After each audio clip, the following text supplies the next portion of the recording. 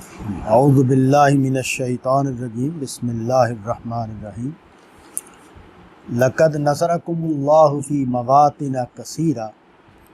ویوم حنین اذ اعجبتکم کثرتکم فلم تغنی عنکم شیئا وضاقت علیکم الارض بما رحبت ثم ولیتم مدبرین ثم انزل اللہ سکینتہ علی رسولہ وعلی المؤمنین وَأَنزَلَ جُنُودًا لَمْ تَرَوْهَا وَعَذَّبَ الَّذِينَ كَفَرُوا وَذَلِكَ جَزَاءُ الْكَافِرِينَ ثُمَّ يُتُوبُ اللَّهُ مِنْ بَعْدِ ذَلِكَ عَلَى مَنْ يَشَاءُ وَاللَّهُ غَفُورٌ رَحِيمٌ يَا أَيُّهَا الَّذِينَ آمَنُوا إِنَّمَا الْمُشْرِكُونَ نَجَسٌ فَلَا يَقْرَبُوا الْمَسْجِدَ الْحَرَامَ بَعْدَ عَامِهِمْ هَذَا وَإِنْ خِفْتُمْ عَيْلَةً فَسَوْفَ يُغْنِيكُمُ اللَّهُ مِنْ فَضْلِهِ إِنْ شَاءَ إِنَّ اللَّهَ عَلِيمٌ حَكِيمٌ قَاتِلُوا الَّذِينَ لَا يُؤْمِنُونَ بِاللَّهِ وَلَا بِالْيَوْمِ الْآخِرِ وَلَا يُحَرِّمُونَ مَا حَرَّمَ اللَّهُ وَرَسُولُهُ وَلَا يَدِينُونَ دِينَ الْحَقِّ مِنَ الَّذِينَ أُوتُوا الْكِتَابَ حَتَّى يُؤْتُوا الْجِزْيَةَ عَنْ يَدٍ وَهُمْ صَاغِرُونَ۔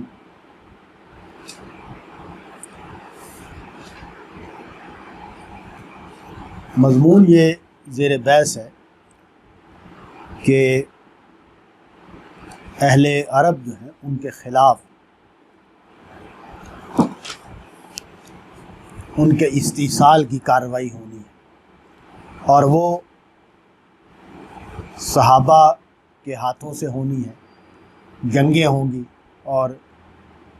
جنگوں کا مطلب یہ ہوتا ہے کہ جان اور مال دونوں لگانے پڑیں گے، اور جب اس سطح پر بڑا اعلان ہو گیا کہ اب تمام اہل عرب جو ہیں ان کے لیے لازم ہے کہ وہ ایمان لائیں، اور اگر وہ ایمان نہیں لاتے تو ان کے لیے ایمان کے بغیر عرب میں رہنے کی اجازت اب نہیں ہے۔ تو یہ ایک بڑے خدشے کو پیدا کرتا ہے۔ اس کے نتیجے میں اس کا امکان ہے کہ زندگی جو ہے وہ مشکلات کا شکار ہو جائے، لوگوں کے لیے اپنے گھر بار اور تجارت اور اس طرح کی چیزوں کے لیے مسائل پیدا ہونے شروع ہو جائیں، اور اتنے بڑے پیمانے پر اگر جنگ ہو اس کے نتیجے میں یہ خدشہ بھی ہے کہ کہیں فائدے کی بجائے الٹا نقصان نہ ہو جائے۔ تو تسلی کا مضمون جو ہے وہ اس رکوع میں وہاں سے بات شروع ہو رہی ہے۔ پچھلے رکوع میں جہاد کی فضیلت اور دنیا کی جو کشش ہے اس کو موضوع بنایا کہ تمہیں دنیا کی جو فائدے ہیں اور دنیا میں جو نعمتیں ہیں وہ رکاوٹ نہیں بننی چاہیے کہ تم جہاد کے لیے نکلو، بلکہ جہاد تمہارے لیے اعلیٰ ترین مقصد ہونا چاہیے، اس کو فرسٹ پرائرٹی تمہارے لیے بننا چاہیے۔ اس کی وجہ یہ ہے کہ نبی صلی اللہ علیہ وسلم کا جو مشن ہے وہ اس کے لیے جو افراد کار چاہیے ان کا اب کام ہی یہ ہے کہ وہ آگے بڑھیں اور حضور کا ساتھ دیں، اور اس کے نتیجے میں وہ جو مقصد تھا جس کو قرآن مجید نے بیان کیا کہ غلبہ، دین کو غلبہ حاصل ہونا ہے عرب کی سرزمین میں، وہ مقصد کو حاصل کیا جائے۔ تو جو اندیشے اور ڈر ہیں کہ اللہ کی مدد آئے گی، کس صورت میں آئے گی، اس جنگ کے کیا نتائج نکلیں گے، اس کو یہاں موضوع بنایا۔ لقد نصرکم اللہ فی مواطن کثیرہ، کئی جگہوں پر اللہ نے تمہاری مدد کی، یعنی وہ چند موقع ہیں کہ جہاں مسلمانوں کو نقصان ہوا ہے، دشمن کے مقابلے میں زیادہ تکلیف اٹھانی پڑی ہے، لیکن عام طور پر نبی صلی اللہ علیہ وسلم کی جو مختلف مہمات ہیں اس میں عام طور پر اللہ تعالیٰ کی مدد حاصل ہوئی ہے۔ یہ بات ہم پیچھے ہی پڑھتے آ رہے ہیں کہ وہ جو اللہ تعالیٰ نے جہاں بھی ہاتھ اٹھایا ہے مدد سے، اس میں کوئی مصلحت ہوتی ہے، کوئی اس میں وجہ ہوتی ہے جس کی وجہ سے ہوتا ہے. آگے اس کی ایک مثال بھی دے دی. وَيَوْمَ حُنَيْن، حنین کی جو جنگ ہے اس میں یہ پرابلم پیدا ہوئی کہ مسلمانوں کا جو لشکر تھا وہ 12,000 کی تعداد میں تھا، تو دشمن کی تعداد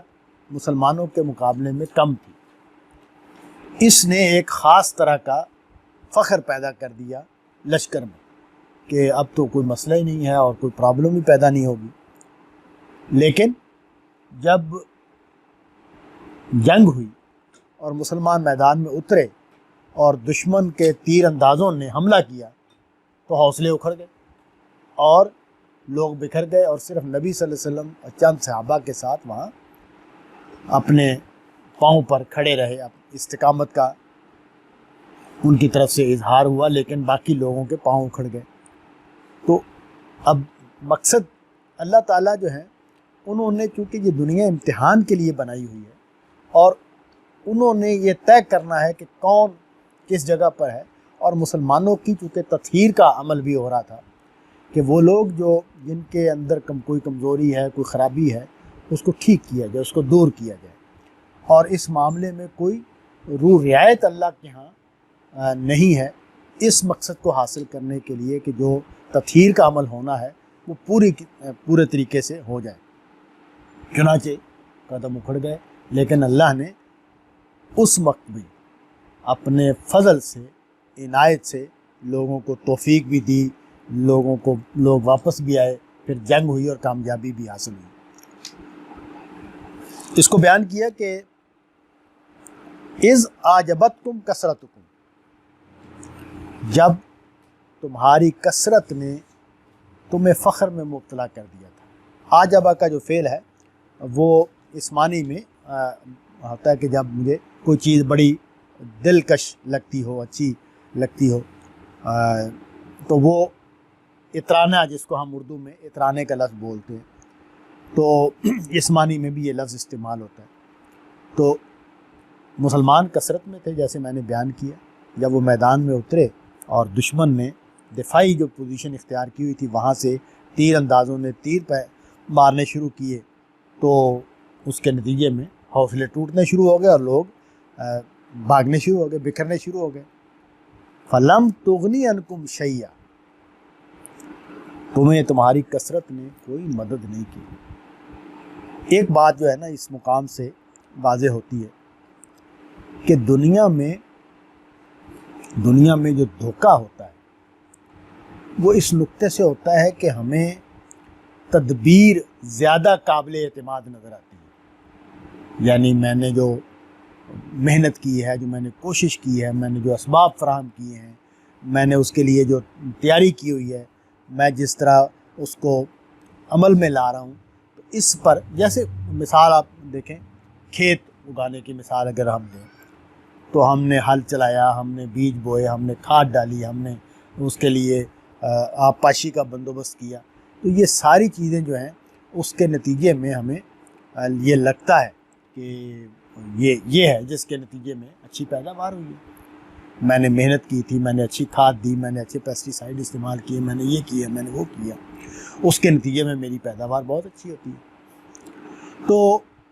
یہ جو تدبیر ہے یہ وہاں بھی جنگ میں، اس زمانے میں جو جنگ ہوتی تھی اس میں میدان میں اترنے والے جنگجو، ان کی تعداد، میں نے جس طریقے سے جہاد میں پوزیشن کو اختیار کیا ہے، میں نے جو دفاعی نقطہ نظر سے پوزیشنز لی ہوئی ہیں، میں نے جو اوفینس کے لیے، حملہ کرنے کے لیے جو پوزیشن لی ہوئی، میں نے دشمن کی طاقت کا جو اندازہ لگایا ہوا ہے، وہ ساری چیزیں جو ہیں وہ مجھے لگتا ہے کہ اس کے نتیجے میں مجھے کامیابی ہو جائے گی. میں نے جس طریقے سے پلان کیا ہے، جس طریقے سے میں نے اس کو آگے بڑھا ہوں، میں نے جہاں سے حملے کیے ہیں، میں نے جو دشمن کی کمزوریوں کو جس طرح میں نے پیش نظر رکھا ہے، اس کے نتیجے میں کامیابی حاصل ہوگی. تو یہ آجبتکم کثرتکم میں یہ ساری چیزیں موجود ہیں. میری جو تدبیر ہوتی ہے، میری جو محنت ہوتی ہے، میرے جو وسائل ہوتے ہیں، وہ مجھے اس اعتماد میں مبتلا کر دیتے کہ اب میرے لیے مسئلہ ہی کوئی نہیں ہے، یہ تو بس سمجھے کہ حاصل ہوا، یہ تو کل ہو جائے گا، یہ کام تو ہو کے رہے گا، اب کس کو کون روکنے والا ہے. تو فرمایا اس کو کہا کہ فلم تغنی عنکم شیئا، یہ جو تم نے اترائے تھے، جو تم نے فخر محسوس کیا تھا، جو خوشی محسوس کی تھی کہ ہم بہت بڑی تعداد میں اور دشمن تھوڑا ہے اور یہ تو مسئلہ ہی کوئی نہیں ہے یہ جا، تو اس کا اس میں کوئی چیز تمہارے کام نہیں آئی۔ وَضَاقَتْ عَلَيْكُمُ الْأَرْضُ بِمَا رَحُبَتْ، زمین اپنی وسعت کے باوجود تمہارے اوپر تنگ ہو گئی، تمہیں بھاگنے کی جگہ نہیں مل رہی تھی کہ تم جاؤ کہاں، یعنی دنیا، زمین جو ہے تمہارے طرف، تمہارے لیے دنیا تنگ ہو گئی تھی۔ جیسے ہم دیکھتے ہیں کہ جب ہم پھنس جاتے ہیں کسی صورتحال میں تو یہ لگتا ہے کہ ہم بند گلی میں کھڑے ہیں، کوئی راستہ نہیں نکل رہا، تو یہ صورتحال تمہارے لیے ہو گئی تھی۔ ثم ولیتم مدبرین، پھر تم پیٹھ موڑ کر وہاں سے بھاگنے لگ گئے۔ تو مطلب یہ ہے کہ یہ اس وجہ سے اس موقع پر تمہاری تھوڑی سی تمہارے ساتھ شکست کی صورتحال پیدا ہو گئی۔ پھر ثم انزل اللہ سکینتہ علی رسولہ، تسلی کا چونکہ مضمون ہے تو دوسرے پہلو کو نمایاں کیا، اس موقع پر بھی اللہ نے اپنے رسول پر اور مومنین پر سکینت نازل کی۔ سکینت کا لفظ جو ہے یہ بڑا اچھا لفظ ہے عربی زبان کا، کچھ چیزوں کو ادا کرنے کے لیے، کچھ چیزوں کو بیان کرنے کے لیے۔ دیکھیں، جب میں کسی کام میں ہوتا ہوں تو اس کام میں میرے حوصلے کا قائم رہنا یہ اصل چیز ہے۔ ظاہر ہے دنیا جو ہے وہ ہے ہی کشمکش کا نام، دنیا ہے ہی مشکلات کو کراس کرنے کا نام، ان سے گزرنے کا نام۔ دنیا کسی کے لیے بھی کوئی بھی کام ہو، یعنی دنیا کے کام ہو، جرائم کیوں نہ کرنے ہوں، یا نیکی کے کام کرنے ہوں، اعلیٰ کام کرنے ہوں، بڑے مقصد کو حاصل کرنا ہو، کوئی بھی چیز ہو، دنیا میں مشکلات ہیں، دنیا میں اس کے راہ میں رکاوٹیں ہیں۔ انہی رکاوٹوں کو ہم نے، یعنی اللہ تعالیٰ نے، دیکھیں جس مضمون کو ہم پڑھ رہے ہیں، یہ جو دنیا ہے اس کو اللہ تعالیٰ نے اس میں پیغمبر بھیجا، اور پیغمبر کو کامیاب کرنا اللہ کا مشن ہے۔ اللہ تعالیٰ نے نبی صلی اللہ علیہ وسلم کو غلبہ عطا کرنا ہے اور عربوں پر اقتدار دینا ہے، یہ اللہ کا وعدہ ہے، یعنی اللہ نے وعدہ کر رکھا ہے کہ وہ اپنے پیغمبر کو کامیاب کرے گا، لیکن اس کو ہونا ہے انسانوں کے ہاتھوں سے، اور اس کو ہونا ہے امتحان کی صورتحال کو قائم رکھتے ہوئے، یعنی یوں نہیں ہے کہ نبی صلی اللہ علیہ وسلم کے ساتھی جو ہیں ان کے لیے امتحان کو اٹھا لیا گیا ہے، نہیں، امتحان ہونا ہی ہے۔ وہ جو تطہیر کا عمل ہے، یعنی اچھے لوگوں کو چن کر الگ کرنا ہے، اہل حق کو چن کر الگ کرنا ہے، سابقون کو چن کر الگ کرنا ہے، وہ عمل ہونا ہی ہونا ہے، اس کو نہیں روکا گیا۔ یہاں یہ بھی میں عرض کر دوں کہ جو دنیا ہے اس میں یہ جو عمل ہو رہا ہے، یہ جس طریقے سے ہو رہا ہے وہ میرٹس پر ہو رہا ہے، یعنی اللہ تعالیٰ نے چونکہ یہ فیصلہ کیا ہوا ہے کہ انہوں نے اپنے علم کی بنیاد پر ریوارڈ نہیں دینا، اپنے علم کی بنیاد پر سزا نہیں دینی، پنشمنٹ نہیں دینی، یعنی انہوں نے اگر جزا دینی ہے، انعام دینا ہے، جنت دینی ہے تو وہ بھی میرے عمل کی بنیاد پر دینی ہے، اور اگر انہوں نے جہنم میں ڈالنا ہے، سزا دینی ہے، تو وہ بھی گناہ گار ہونے کے بعد دینی ہے۔ یعنی اللہ کو معلوم ہے کہ میں کل کیا کروں گا، میں نیک بنوں گا یا بد بنوں گا۔ اللہ نے اپنے اس علم کی بنیاد، وہ بھی حقیقی ہے، یقینی ہے، لیکن اس علم کی بنیاد پر سزا اور جزا نہیں دینی ہے۔ اللہ تعالیٰ نے ہمیں ان حالات میں سے گزارنا ہے جن میں سے گزرنے کے بعد ہم ثابت کر دیں گے اپنے عمل سے کہ ہم جنت کے مستحق ہیں، اور ہم ثابت کر دیں گے اپنے عمل سے کہ ہم سزا کے مستحق ہیں۔ تو یہاں بھی یہی ہوا کہ جو یہ کشمکش ہے اس میں سے لوگ گزرے، ایک امتحان میں پڑے، کامیابی بالکل واضح تھی کہ جتنی تعداد مسلمانوں کی ہے یہ میدان میں اتریں گے، اور اگر وہ ان کے ہاں یہ اترانا نہ پایا جاتا، ان کے ہاں فخر نہ پایا جاتا، وہ اسی طرح جیسے قرآن مجید نے دیکھے جگہ جگہ اس بات کو بیان کیا ہے کہ دو شرطیں ہیں جہاد میں کامیابی کے لیے، ایک یہ کہ تم متقی ہو، تم متقی ہو، دوسرے یہ کہ تم صابر ہو۔ یعنی تقوی اور صبر کے بغیر جنگ میں کامیابی نہیں ہو سکتی۔ تو تقوی کیا ہے؟ خدا سے تعلق، خدا کے ساتھ جڑا ہوا ہے آدمی، وہ خدا کی رضا کے لیے، خدا کے حکموں کے مطابق، خدا کی نافرمانی نہ کرتے ہوئے، اخلاقی اصولوں کو ملحوظ رکھتے ہوئے وہ یہ کام کر رہا ہے۔ اس کا مقصد وہ جو جیسے اقبال نے بیان کیا کہ شہادت ہے مطلوب و مقصود مومن، نہ مال غنیمت نہ کسی اور کچھ آئی، دین کا غلبہ میرا مقصد ہے، میں خدا کی رضا کے لیے میدان جنگ میں اترا ہوں، نہ مال غنیمت مقصود ہے، نہ اقتدار مقصود ہے، نہ اپنی کامیابی مقصود ہے، اللہ کی رضا مقصود ہے۔ تو وہ تقویٰ ہو گیا۔ اور صبر ثابت قدمی، کہ میں جس میدان میں کھڑا ہوں، جیسے میں نے ابھی عرض کیا کہ اس کا راستہ مشکلات کا راستہ ہے، مجھے مشکلات کو کراس کرنا ہے، ان میں سے گزرنا ہے، ان کے بغیر کامیابی کا کوئی امکان نہیں ہے۔ تو فرمایا کہ پھر اللہ نے تمہاری مدد کی، اللہ نے اپنے پیغمبر کے اوپر سکینت اتاری، یعنی اس کا وہ جو بے دلی کی کیفیت ہے، جو مایوسی کی کیفیت ہے، وہ نہیں طاری ہونے دی، بلکہ ان کا مزاج، ان کا دل جمع رہا کہ میں اپنے جس مقصد کے لیے آیا ہوں، میں جس ہدف کو حاصل کرنا ہے وہ خدا کی رضا ہے، اور خدا کی رضا کے حصول کے لیے میں میدان میں کھڑا ہوں،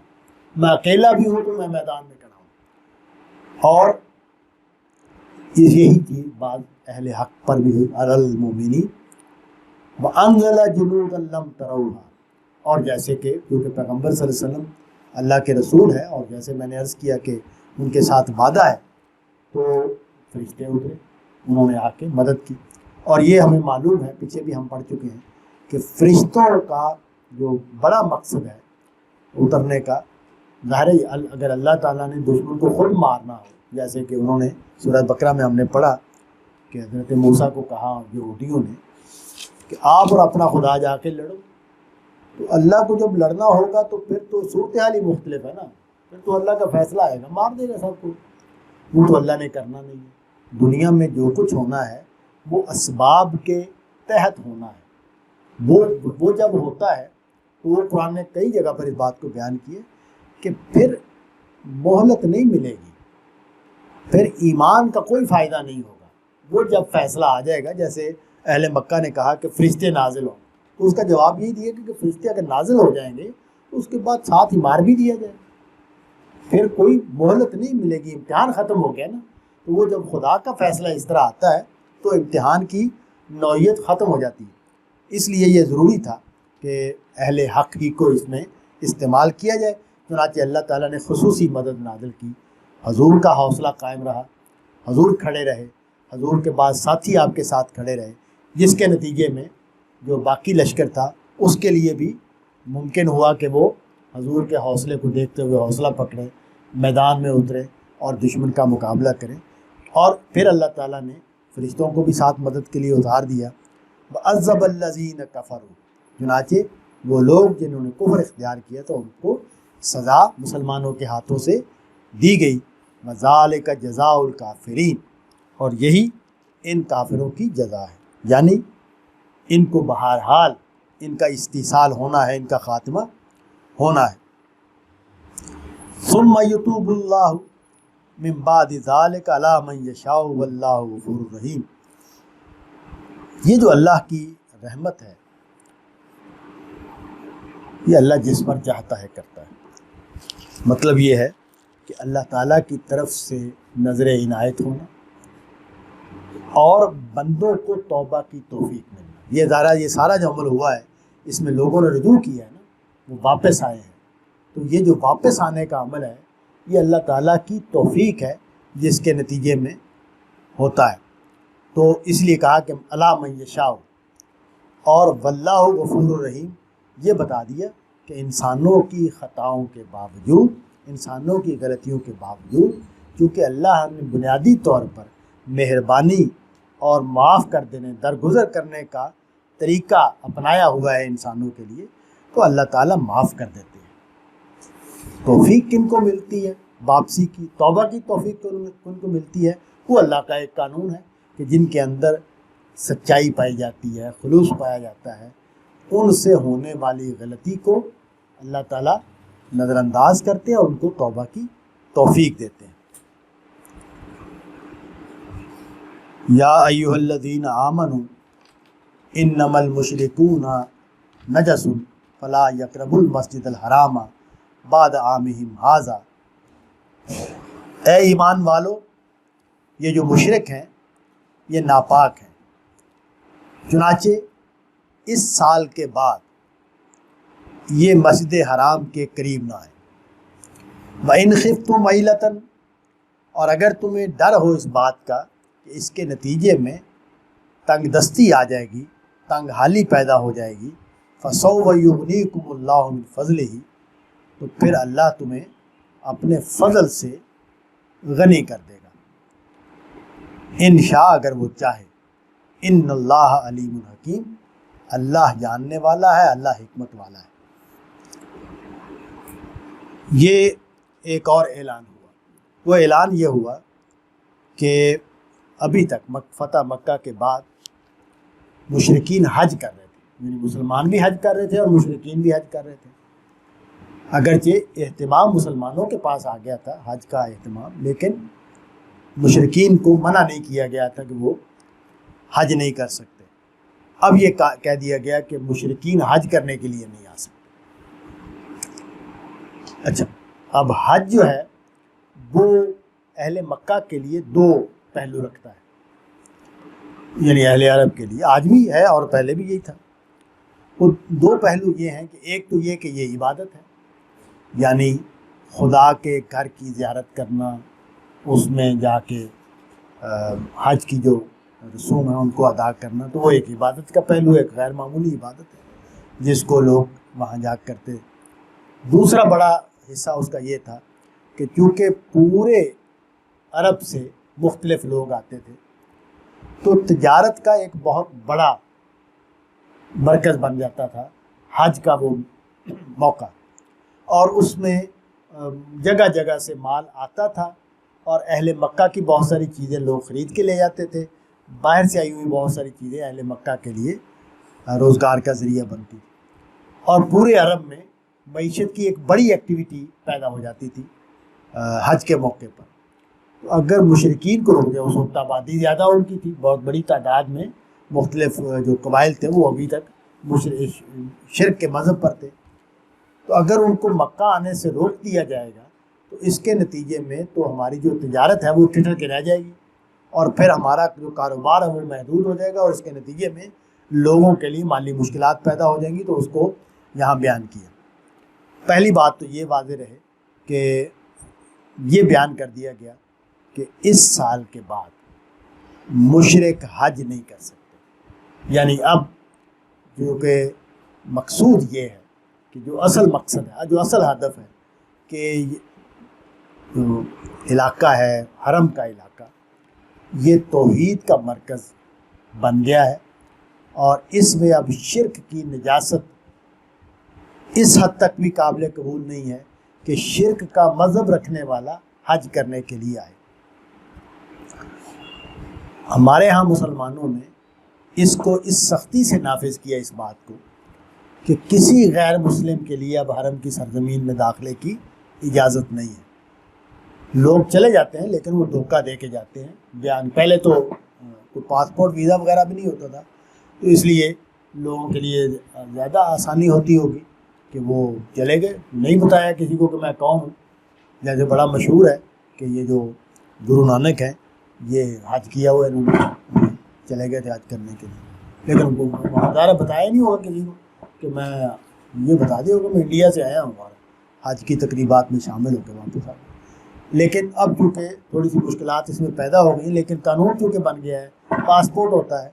تو آپ کو بتانا پڑتا ہے کہ آپ مسلمان ہو یا نہیں ہو۔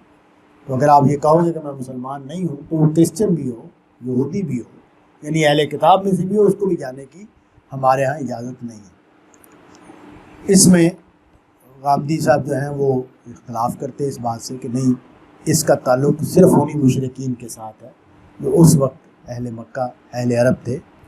بعد کے غیر مسلموں کا اس حکم سے تعلق نہیں ہے۔ لیکن بہرحال میں نے عرض کر دیا کہ پوری امت جو ہے وہ اس کو عام ہی مانتی ہے اور سب لوگوں کو جانے کی اجازت نہیں ہے سوائے مسلمانوں کے، صرف مسلمان ہی وہاں جا سکتے ہیں۔ تو دوسرا مسئلہ یہ ہے، پہلا مسئلہ تو یہ ہو گیا کہ حج کی جو یہاں فلا یقرب المسجد الحرام میں صرف حج تک محدود نہیں بلکہ اس کو ہمیشہ کے لیے نافذ کر دیا گیا۔ دوسری بات یہ ہے کہ جو تجارت ہے، جو کاروبار ہے، اس میں چونکہ اس کا امکان تھا کہ اگر ہم نے مشرکین کو آنے سے روک دیا تو اس کے نتیجے میں تجارت جو ہے وہ سکڑ جائے گی اور مالی مسائل پیدا ہو جائیں گے، تو فرمایا کہ اللہ تعالیٰ تمہیں اس معاملے میں اپنے فضل سے غنی کرے گا، کیونکہ اللہ علیم اور حکیم ہے۔ یہاں علیم اور حکیم کا جو لفظ ہے وہ اس کو واضح کیا انشاء کو، کہ اگر اللہ چاہے تو وہ تم میں اپنے فضل سے غنی کرے گا۔ اس کا مطلب یہ ہے کہ دنیا میں جو بھی نتائج نکل رہے ہوتے ہیں وہ میں مثال کے طور پر میں دعا کرتا ہوں اللہ تعالیٰ سے کہ یا اللہ مجھے اتنے پیسے مل جائیں، یا میرے بچے کا یہ کام ہو جائے، یا میرے ہاں اولاد ہو جائے، یا میرے ہاں جو کنوارے ہیں وہ دعا کرتا ہے میری شادی ہو جائے، مختلف میری تمنائیں ہیں وہ بیان کرتے رہتے۔ تو یہ سوال پیدا ہوتا ہے کہ یہ ساری دعائیں جاتی کہاں ہیں؟ اکثر دعائیں جو ہیں وہ لگتا ہے کہ قبول نہیں ہوتی، کبھی کبھی دعا قبول بھی ہو جاتی ہے۔ تو اس کا یہ جواب دیا کہ علیم و حکیم ہے، اللہ علیم و حکیم ہے، مطلب یہ ہے کہ تمہیں پوری بات معلوم نہیں ہے، اللہ کو پوری بات معلوم ہے، اور دوسرا یہ کہ وہ حکیم ہے، یعنی اس کو پتہ ہے کہ اس کے نتائج کیا نکلیں گے۔ حکمت جو ہے نا وہ دو نقطوں پر کھڑی ہے۔ ایک نقطہ حکمت کا یہ ہے کہ اخلاق کے جو اصول ہیں میں ان کو ملحوظ رکھتا ہوں، میں سچ بولتا ہوں، میں دیانتداری کرتا ہوں، میں انصاف کرتا ہوں، تو یہ بھی حکمت ہے، یہ بھی دانائی ہے۔ اور دوسرا یہ کہ میں یہ دیکھتا ہوں کہ میرے کسی کام کا نتیجہ کیا نکلے گا۔ تو فرمایا کہ یہ جو میں نے وعدہ کیا ہے کہ میں تمہیں خوشحال کر دوں گا، اس وجہ سے تنگی نہیں آئے گی، اس وجہ سے مالی حالات خراب نہیں ہوں گے۔ اور اس کے اوپر انشاء کا لفظ ایڈ کر دیا کہ اگر اللہ چاہے، اس کو بتا دیا کہ اس کی وجہ یہ ہے کہ چونکہ اللہ کے فیصلے اس کے علم اور حکمت پر مبنی ہوتے ہیں، تو اگر علم اور حکمت کا تقاضا ہوگا تو غنی ہو جائیں گے، اور اگر علم و حکمت کا تقاضا ہوگا کہ تھوڑا سا مشکلات میں سے گزرے تو وہ بھی ہو جائے گا۔ لیکن عملاً کیا ہوا؟ عملاً یہ ہوا کہ کوئی مشکل پیش نہیں ہے، اس پابندی کے باوجود کسی طرح کے کوئی حالات، بلکہ مسلمانوں کے مالی حالات بہتر ہی ہوتے چلے گئے، ان کے حالات میں کوئی اس طرح کی تکلیف نہیں آئی کہ جو اس پابندی سے بظاہر لگتا تھا کہ تکلیف آ سکتی ہے۔ قاتل الذین لا یؤمنون باللہ ولا بالیوم الآخر ولا یحرمون ما حرم اللہ ورسولہ ولا یدینون دین الحق من الذین اوتوا الکتاب حتی یؤتوا الجزیۃ عن ید وہم صاغرون۔ جنگ کرو ان لوگوں کے ساتھ جو اللہ اور یوم آخرت پر ایمان نہیں لاتے، اور جو ان کو حرام نہیں ٹھہراتے جن کو اللہ نے حرام کیا ہے اور اس کے رسول نے، اور نہ وہ اللہ کے دین کو اپنا دین بناتے ہیں، ان لوگوں میں سے جن کو کتاب دی گئی ہے، یہاں تک کہ وہ اپنے ہاتھوں سے جزیہ دیں اور چھوٹے بن کر رہیں۔ یہ بالکل واضح کر دیا الذین اوتوا الکتاب کہہ کے کہ یہ اہل کتاب کے بارے میں بھی وہی قانون ہے جو اہل شرک کے لیے تھا، ایک فرق کے ساتھ، یعنی جنگ ان کے ساتھ بھی ہونی ہے اور جنگ ان کے ساتھ بھی ہونی ہے، لیکن دونوں کے انجام میں فرق رکھ دیا۔ جو جنگ اہل مکہ کے ساتھ ہوگی وہ جنگ تو ان کو ختم کرنے تک ہوگی، یعنی ان کو قتل کر دیا جائے گا، ان کو مار دیا جائے گا۔ یہاں جزیے کے ساتھ مشروط کر دیا کہ بس جزیہ دینے کی حد تک جہاد کیا جائے گا، اگر جزیہ دے دیں گے تو وہ ان کو قتل نہیں کیا جائے گا، مطلب یہ ہے، لیکن جنگ کی جائے گی ان کو زیر کرنے کے لیے، وہم صاغرون، وہ چھوٹے بن کر رہے ہیں۔ تو اس کا اہتمام اس سطح پر ہوا ہے کہ جب ابھی میں پڑھ رہا تھا مضمون، آج کل وہ چونکہ جنگ ہو رہی ہے وہاں فلسطین میں، ایک صاحب نے لکھا کہ حضرت عمر نے جو معاہدہ کیا تھا اس میں یہود کو کیا کہا تھا کہ وہ مسلمان اگر آ رہا ہے تو رستہ چھوڑیں گے، یعنی مسلمان گلی میں آ گیا ہے تو ان کو نہیں حق، اس کا حق ہے کہ یہ گزر جائے، وہ پیچھے ہٹ جائے گا، رستہ دے گا، اور اس طرح کی اور چیزیں بھی۔ تو چھوٹا بن کے رہے، ان کو ماتحت بن کے رہنا ہے، مسلمانوں کو ان پر فوقیت حاصل ہوگی، اور اس کا اظہار ہوگا اس سے کہ وہ مال دے کر رہیں گے، یعنی ان کو مسلمانوں کے ملک میں رہنے کی اجازت ہے، لیکن وہ اس کے لیے اپنے ہاتھ سے پیسے دیں گے فرد پر، یعنی جزیہ جو ہے وہ فرد پر ہے، اس کا تعلق اس سے نہیں ہے کہ وہ کماتا، کہ یہ کوئی اس طرح کا ٹیکس نہیں ہے جو کمائی پر لگتا ہے، جیسے ٹیکسیشن ہوتی ہے تو وہ عام طور پر معیشت کی ایکٹیویٹیز کے اوپر ہوتی ہے، لیکن یہ فرد پر لگایا گیا ٹیکس ہے کہ جتنے بھی غیر مسلم افراد ہیں وہ سالانہ کچھ پیسے دے کر رہیں گے۔ ان کے جو جرائم بیان کیے ہیں وہ اصل بات ہے۔ یہ تو قانون بیان ہو گیا۔ قانون کیا ہے؟ قانون یہ ہے کہ ان کو چھوٹا بن کر رہنا ہے، ماتحت بن کر رہنا ہے، جزیہ دے کر رہنا ہے۔ ان کو سزا یہ دی گئی ہے۔ سزا کیوں دی گئی ہے؟ کہ کیونکہ یہ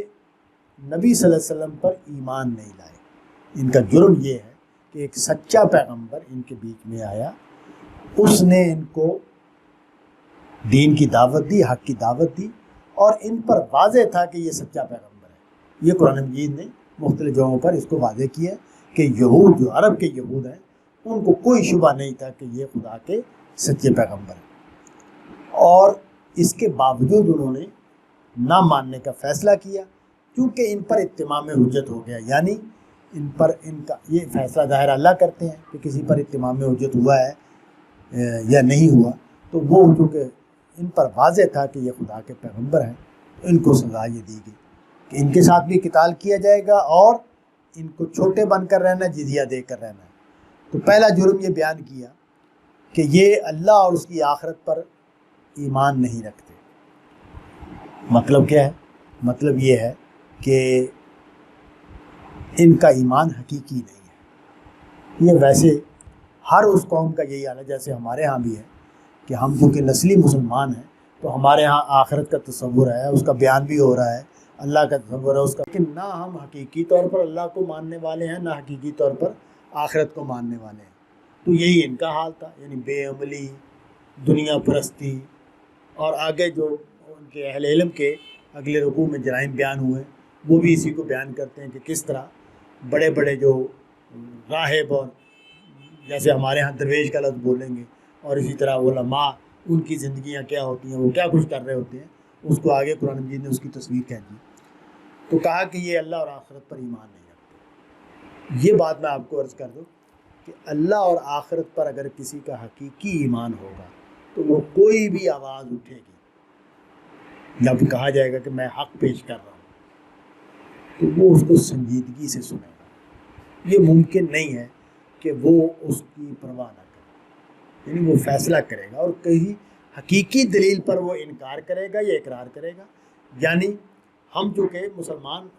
کو ہمیں یہ بڑی سہولت حاصل ہو گئی ہے کہ قرآن مجید میں خاتم النبیین کا لفظ آ گیا، اگر نہ آیا ہوتا اور ہم انتظار کر رہے ہوتے، فرض کریں کہ قرآن مجید میں لکھا ہوتا کہ ایک پیغمبر آئے گا، تو پھر جو بھی پیغمبر آتا ہر سچے مسلمان کو